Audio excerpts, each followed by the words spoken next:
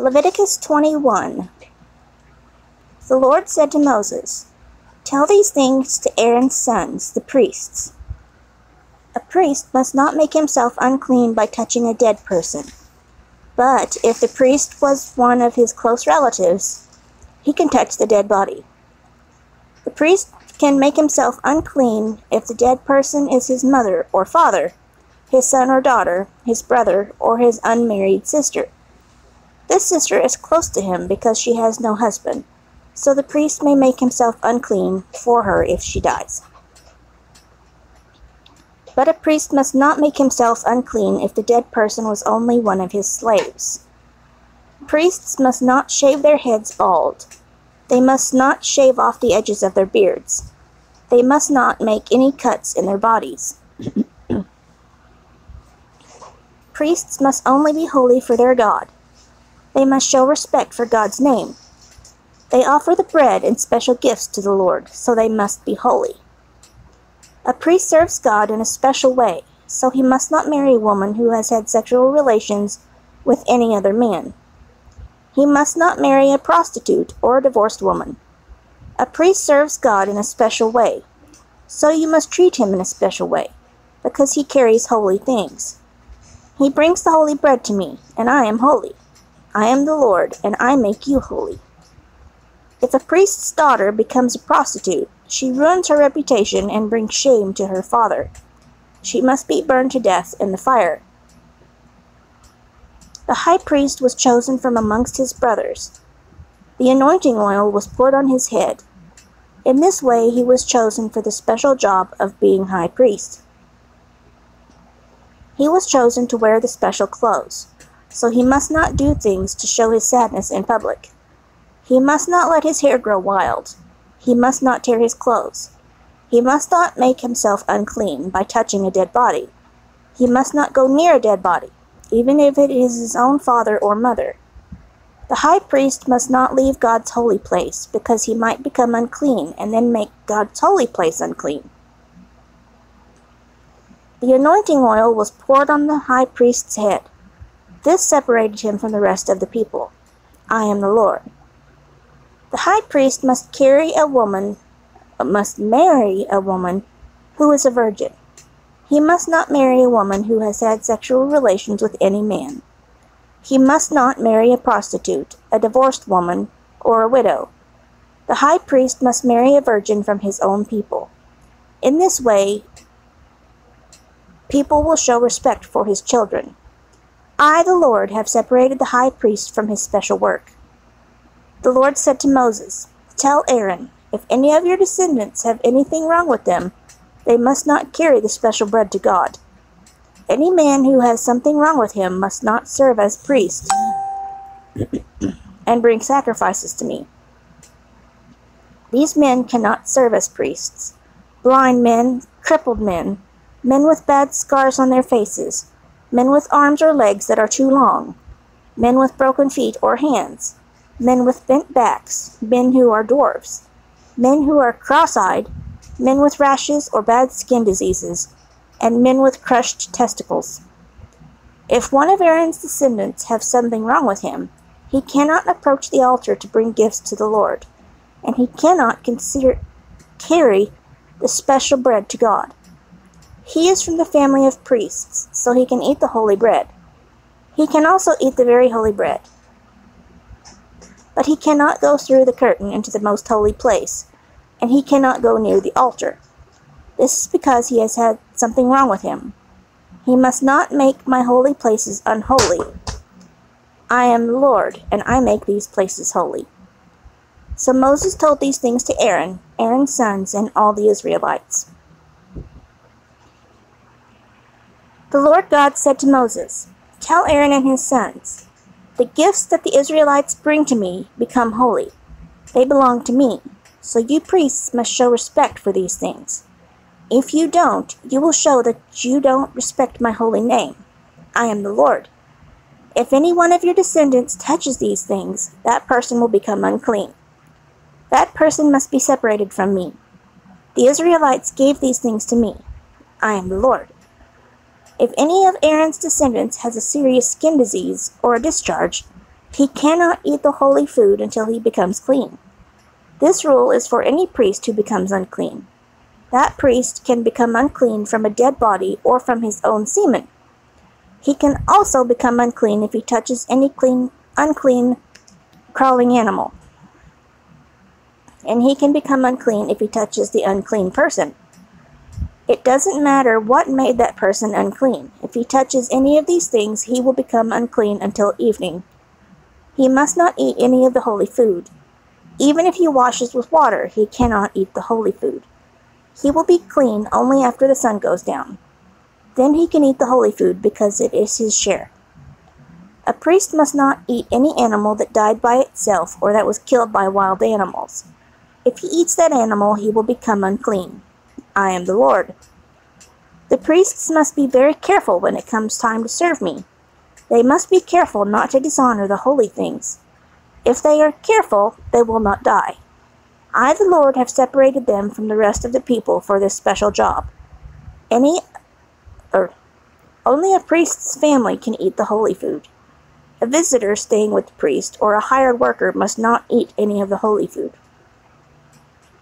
But if the priest buys a person as a slave with his own money, that person may eat some of the holy things.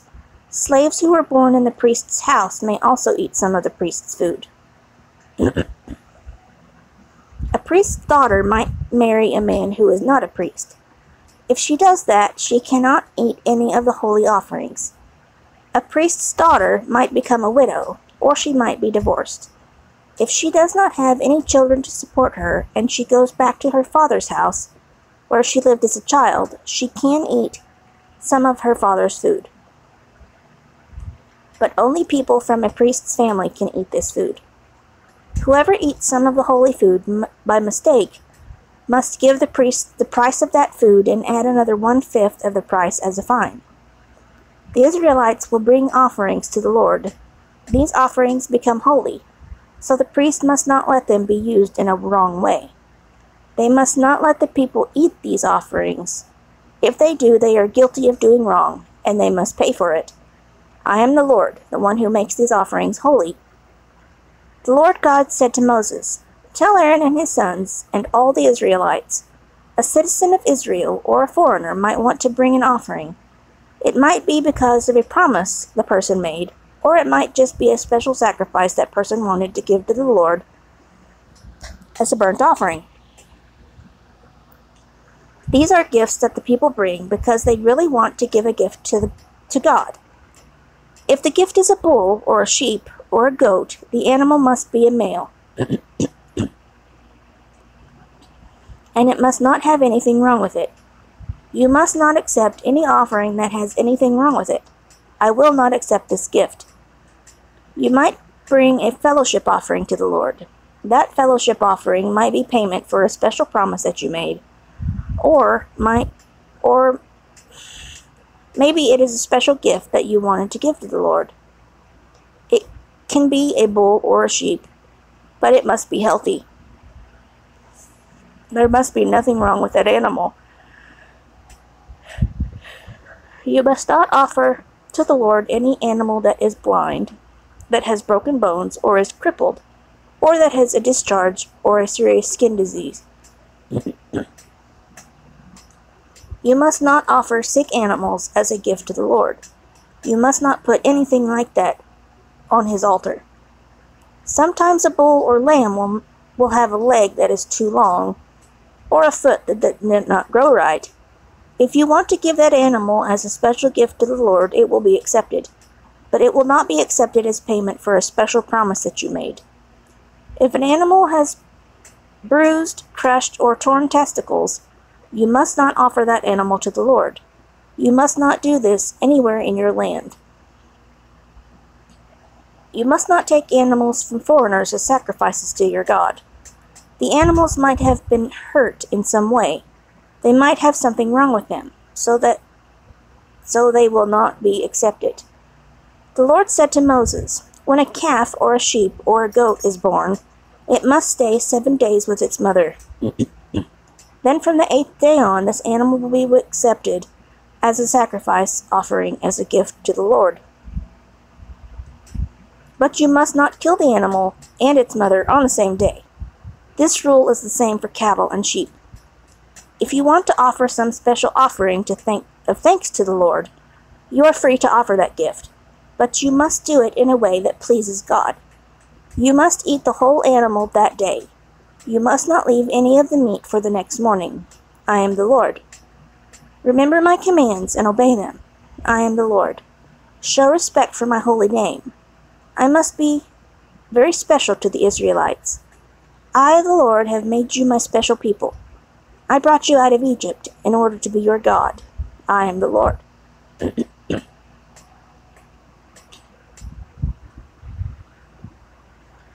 Leviticus 23.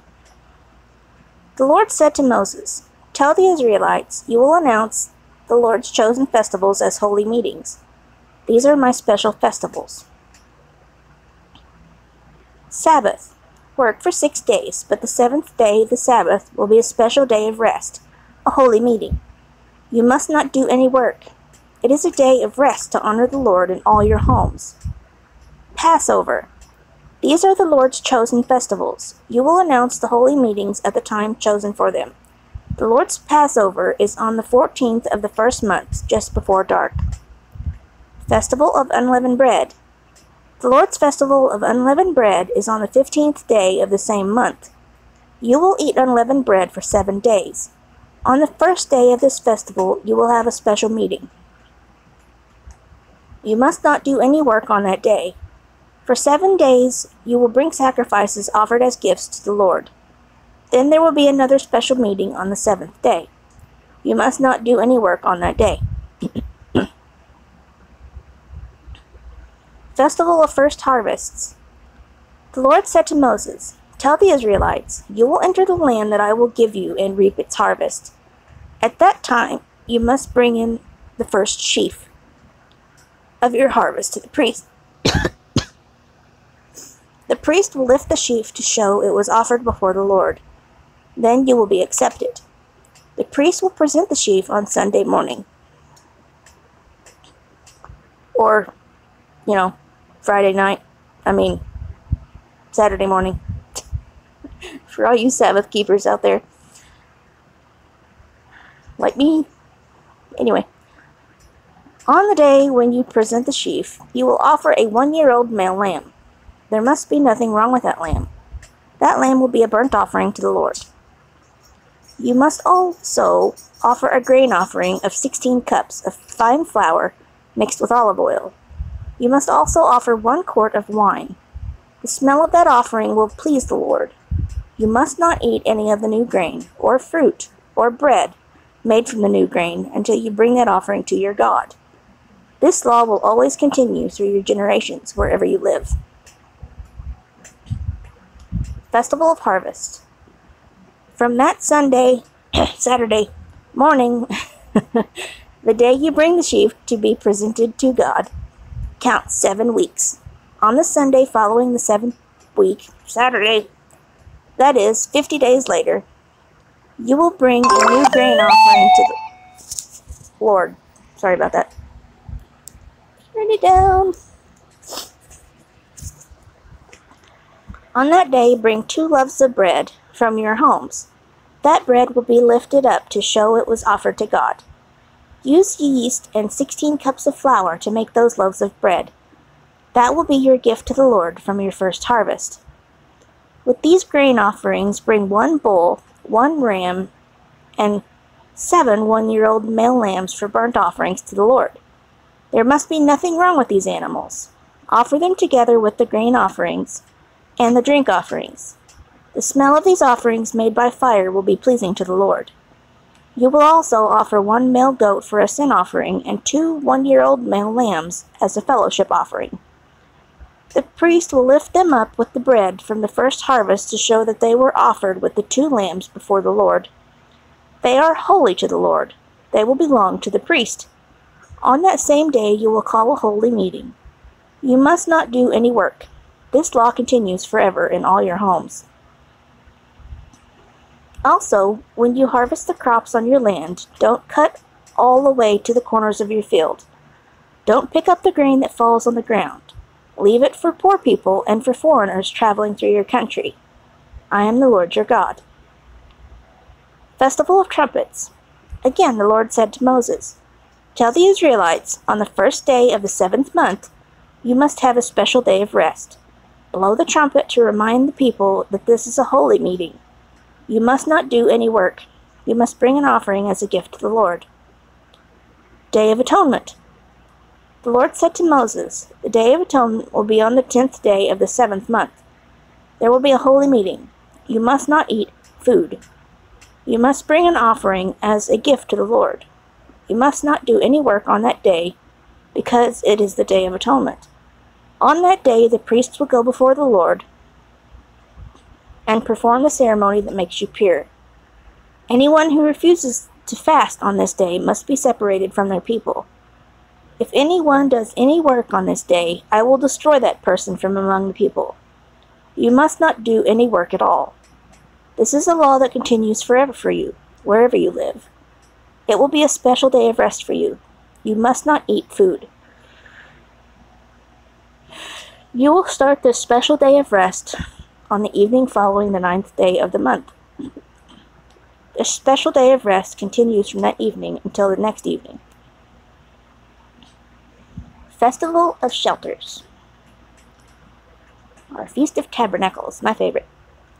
Again the Lord said to Moses, Tell the Israelites, on the 15th day of the 7th month is the Festival of Shelters. This festival to the Lord will continue for 7 days. There will be a holy meeting on the first day. You must not do any work. You will bring offerings as gift to the Lord for 7 days. On the 8th day you will have another holy meeting. You must not do any work. You will bring an offering as a gift to the Lord. These are the Lord's special festivals. There will be holy meetings during these festivals. You will bring offerings as gift to the Lord, burnt offerings, grain offerings, sacrifices, and drink offerings. Excuse me. You will bring these gifts at the right time. You will celebrate these festivals in addition to remembering the Lord's Sabbath days. You will offer these gifts in addition to your other gifts and any offerings you give as payment for your special promises. They will be in addition to any special offerings you want to give the Lord. On the 15th day of the 7th month, when you have gathered in the crops of the land, you will celebrate the Lord's festival for 7 days. The first day will be a special day of rest. And then the 8th day will also be a special day of rest. On the first day you will take good fruit from fruit trees, and you will take branches from palm trees, poplar trees, and willow trees by the brook. You will celebrate before the Lord your God for 7 days. You will celebrate this festival to the Lord for 7 days each year. This law will continue forever. You will celebrate this festival in the 7th month. You will live in temporary shelters for 7 days. All the people born in Israel will live in them. Why? So all your descendants will know that I made the Israelites live in temporary shelters during the time I brought them out of Egypt. I am the Lord your God. So Moses told the Israelites about all special meetings to honor the Lord.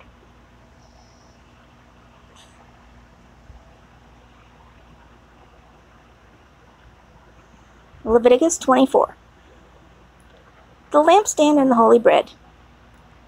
The Lord said to Moses, Command the Israelites to bring to you pure oil from crushed olives. That oil is for the lamps that must burn without stopping. Aaron will keep the light burning in the meeting tent before the Lord from evening until morning. This light will be outside the curtain that hangs in front of the box that holds the agreement.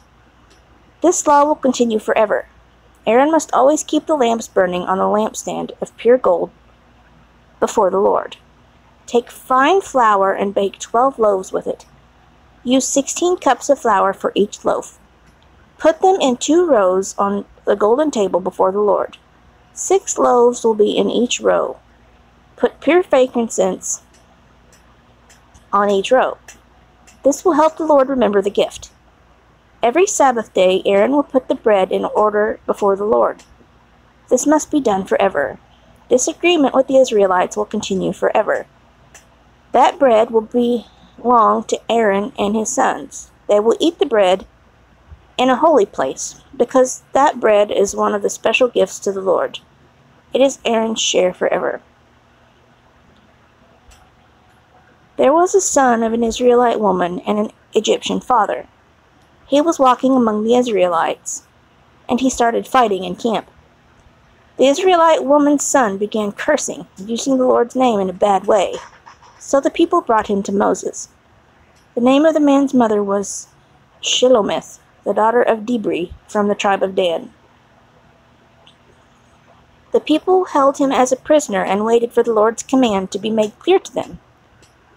Then the Lord said to Moses, "Bring the man who cursed to a place outside the camp. Then bring together everyone who heard him curse. They will put their hands on his head, and then all the people must throw stones at him and kill him.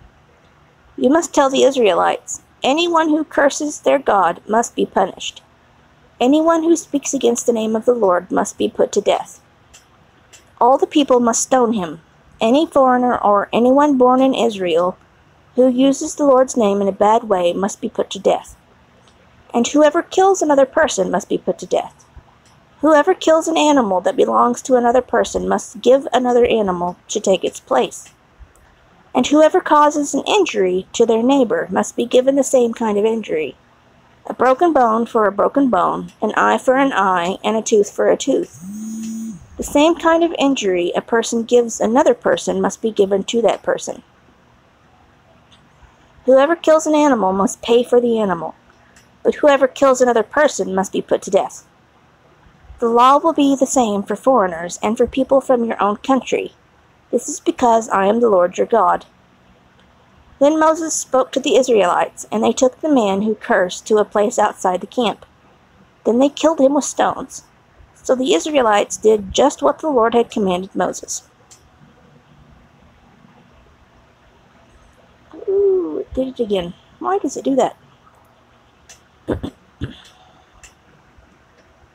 There, it's fixed.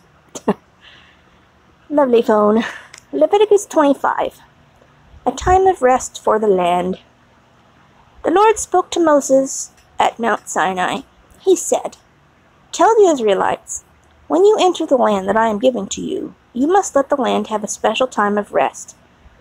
This will be a special time of rest to honor the Lord. You will plant seeds in your field for 6 years. You will trim your vineyards for 6 years, and bring in its fruits. But during the 7th year, you will let the land rest. This will be a special time of rest to honor the Lord. You must not plant seed in your field or trim your vineyards. You must not cut the crops that grow by themselves after your harvest. You must not gather the fruits from your vines that are not trimmed. The land will have a year of rest. The land will have a year of rest, but you will still have enough food. There will be enough food for you. There will be enough food for your men and women servants. There will be food from your hired workers and for the foreigners living in your country. And there will be enough food for the cattle and other animals to eat. Jubilee, the year of release. You will also count 7 groups of 7 years. This will be 49 years. During that time there will be 7 years of rest for the land. On the Day of Atonement, you must blow a ram's horn. That will be on the 10th day of the 7th month. You must blow the ram's horn through the whole country. You will make the 50th year a special year. You will announce freedom for everyone living in your country. This time will be called Jubilee. Each of you will go back to your own property, and each of you will go back to your own family. The 50th year will be a special celebration for you. Don't plant seeds, don't harvest the crops that grow by themselves, and don't gather grapes from the vines that are not trimmed. That year is Jubilee. It will be a holy time for you. You will eat the crops that come from the fields. In the year of Jubilee, you will go back to your own property. Don't cheat your neighbors when you sell your land to them. Don't cheat one another when you buy or sell land. If you want to buy your neighbor's land, count the number of years since the last Jubilee, and use that number to decide the right price. You are only buying the rights for harvesting crops until the next Jubilee. If there are many years before the next Jubilee, the price will be high. If the years are few, the price will be lower. So your neighbor is really only selling a number of crops to you. At the next Jubilee, the land will again belong to that family. You must not cheat each other. You must honor your God. I am the Lord your God. Remember my laws and my rules. Obey them, and you will live safely in your country. And the land will produce good crops for you. Then you will have plenty of food, and you will live safely in the land. But maybe you will say, if we don't plant seeds or gather our crops, we will not have anything to eat during the 7th year. I will order my blessing to come to you during the 6th year. The land will continue growing crops for 3 years. When you plant in the 8th year, you will still be eating from the old crop. You will eat the old crop until the 9th year, when the crop you planted in the 8th year comes in. The land really belongs to me, so you cannot sell it permanently. You are only foreigners and travelers living on my land with me. People might sell their land, but the family will always get their land back. If someone in your country becomes very poor and must sell their property, a close relative must come and buy it back. If there is not a close relative to buy back the land, the person might get enough money to buy it back.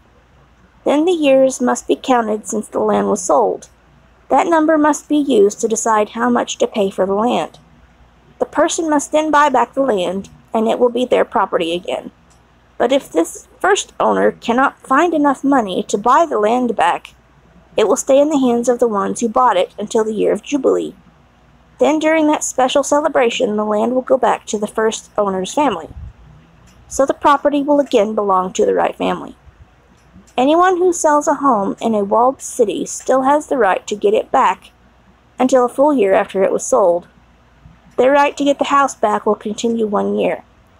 But if the owner does not buy back the house before a full year is finished, the house that is in the walled city will belong to the one who bought it and to their descendants. The house will not go back to the first owner at the time of Jubilee. Towns without walls around them will be treated like open fields. So houses built in these small towns will go back to the first owners at the time of Jubilee. But about the cities of the Levites can buy back at any time their houses in the cities that belong to them. If someone buys a house from a Levite, that house in the Levite city will again belong to the Levites at the time of Jubilee. This is because houses in Levite cities belong to those from the tribe of Levi. The Israelites gave these cities to the Levites. Also, the fields and pastures around the Levite cities cannot be sold. They belong to the Levites forever. Rules for slave owners. If anyone from your own country becomes too poor to support themselves, you must let them live with you like a visitor. Don't charge them any interest on money you might loan them. Respect your God and let those from your own country live with you. Don't charge them interest on any money you lend them, and don't try to make a profit from the food you sell them. I am the Lord your God. I brought you out of the land of Egypt to give the land of Canaan to you and to become your God. If anyone from your own country becomes so poor that they must sell themselves to you, don't make them work like slaves. They will be like hired workers and visitors with you until the year of Jubilee. Then they can leave you, take their children, and go back to their family. They can go back to the property of their ancestors, because they are my servants. I brought them out of slavery in Egypt. They must not become slaves again. You must not be a cruel master to them. You must respect your God. About your men and women slaves. You may get men and women slaves from the other nations around you. Also, you may get children as slaves if they come from the families of the foreigners living in your land. These child slaves will belong to you. You may even pass these foreign slaves on to your children after you die, so that they will belong to them. They will be your slaves forever. You may make slaves of these foreigners, but you must not be a cruel master over your own brothers, the Israelites. Maybe a foreigner or visitor among you becomes rich, or maybe someone from your own country becomes so poor that they sell themselves as slaves to a foreigner living among you or to a member of a foreigner's family. These people have the right to be bought back and become free. Someone from their own country can buy them back, or their uncle, their cousin, or one of their close relatives from their family can buy him back. Or if they get enough money, they can pay the money themselves and become free again.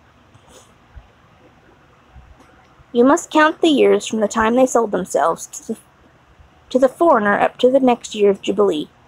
Use that number to decide the price, because really the person only hired them for a few years. If there are still many years before the year of Jubilee, the one sold must give back a large part of the price. It all depends on the number of years. If only a few years are left until the year of Jubilee, the one who was sold must pay a small part of the original price, but that person will live like a hired worker with the foreigner every year. Don't let the foreigner be a cruel master over that person. Those who sold themselves will become free, even if no one buys them back. At the year of Jubilee, they and their children will become free. This is because the Israelites are my servants. They are the servants who I brought out of slavery in Egypt. I am the Lord your God. Boop.